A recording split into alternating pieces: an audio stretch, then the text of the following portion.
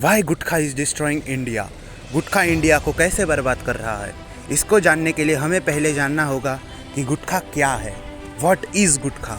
गुटखा एक smokeless tobacco का form है जो इंडिया और साउथ एशिया में बड़ा फेमस है। ये तंबाकू, सुपारी और दूसरे हार्मफुल इंग्रेडिएंट्स का मिश्रण है, जैसे कि फ्लेवरिंग्स, प्रिजर्वेटिव्स और दूसरे केमिकल्स। ये मिक्सचर यूजुअली किसी पाउच में या किसी पैकेट में पैक करके दिया जाता है।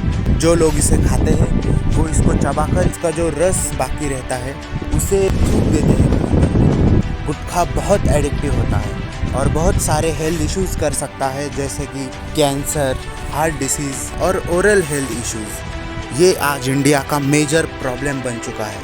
How gutkha is destroying India, इसको हम 3 पार्ट में समझते हैं। पहला, जैसे कि मैंने आपको अभी बताया, गुटखा हेल्थ के लिए बहुत हार्मफुल होता है, जिससे कैंसर, हार्ट डिसीज और ओरल हेल्थ इश्यूज होते हैं, जो हाईली एडिक्टिव होता है और इंसान को बर्बाद करके छोड़ता है। इंडिया की मेजर पॉपुलेशन गुटखे का सेवन कर रही है और ये इंडिया के हेल्थ केयर सिस्टम में एक बर्डन बन चुका है। सेकेंडली, गुटखे का प्रोडक्शन, डिस्ट्रीब्यूशन और सेल एक अनरेगुलेटेड मार्केट का प्रसार कर रहा है, यानी एक कायदे कानून से बाहर वाले मार्केट का प्रसार कर रहा है, जो करप्शन और ब्लैक मनी को बढ़ावा दे रहा है।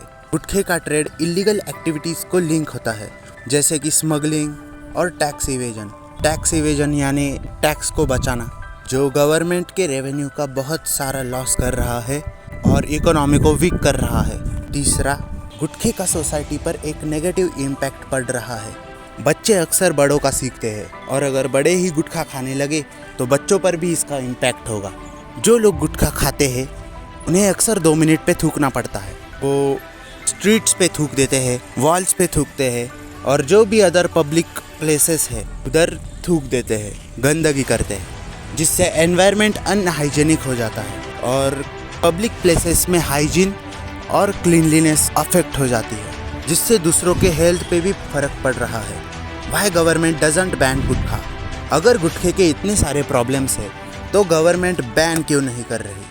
इसके बहुत सारे रीज़न है। पहला, पॉलिटिकल इन्फ्लुएंस। गुटखा कंपनी या टोबैको इंडस्ट्री का पॉलिटिशियंस के साथ कनेक्शन होते हैं, जो गवर्नमेंट पे प्रेशर डालते हैं गुटखा कंपनी को बैन न करने के लिए। Economic consideration. Gutkha industry significant source बन चुकी है रेवेन्यू का और एम्प्लॉयमेंट का इंडिया के लिए, जिसको बैन करने से इकोनॉमी में एक नेगेटिव इम्पैक्ट पड़ेगा और जो लोग गुटखा इंडस्ट्री से कनेक्टेड है, जिनको एम्प्लॉयमेंट मिल रही है और जिनके स्मॉल बिजनेस है इस इंडस्ट्री में, उन पर भी नेगेटिव इम्पैक्ट पड़ेगा। Enforcement challenges. अगर गुटखे को बैन कर भी दिया तो इसकी सेलिंग रुकेगी नहीं, ये इलीगली ब्लैक मार्केट में बिकता रहेगा, जो एक मेजर प्रॉब्लम होगी सरकार के आगे। Social implications. गुटखा इंडिया में बहुत फेमस प्रोडक्ट है, जिसको बैन करने से पब्लिक पे इम्पैक्ट पड़ेगा। इससे बहुत सारे प्रोटेस्ट और आंदोलन होंगे, स्पेशली उन लोगों के बीच में जो इसे रेगुलरली ले रहे हैं। सॉल्यूशन। फिर इसका सॉल्यूशन क्या है? Education and awareness. लोगों को गुटखे के हार्मफुल इफेक्ट्स के बारे में एजुकेट करना चाहिए और सोसाइटी में अवेयरनेस फैलानी चाहिए। बच्चों को स्कूल में सिखाना चाहिए कि गुटखे से होता क्या है, इसके क्या है हार्मफुल इफेक्ट्स।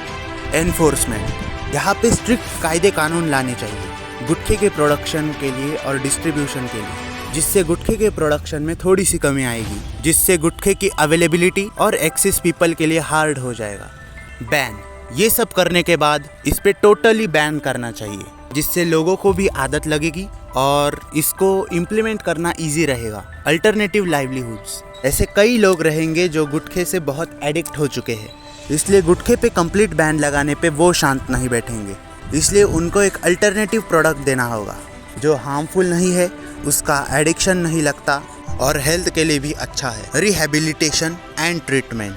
जो गुटखा से एडिक्ट हो चुके हैं उनके लिए ट्रीटमेंट सर्विसेज प्रोवाइड करनी चाहिए, जो उनको मदद करेगी एडिक्शन से बाहर निकलने के लिए। Thanks for watching. अगर आपको ये वीडियो पसंद आई तो लाइक कीजिए और सब्सक्राइब करना मत भूलना।